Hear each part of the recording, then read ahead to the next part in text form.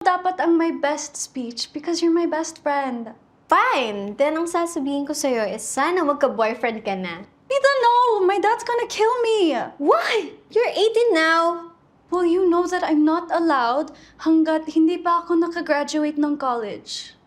Besides, yung gusto kong maging boyfriend, lumipad na sa Florida. Oh, come on, Ellie. Kuya here was probably just crush. Find someone suitable for you. Since hindi ka naman papatulan nun ever. Kasi he's your brother's friend. That's not allowed. Ka ba, girl? But wala pa akong nagagustuhan na iba. Maybe because you're not exploring.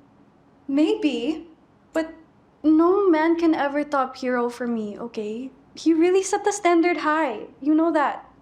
And plus, all other boys around me are just meh.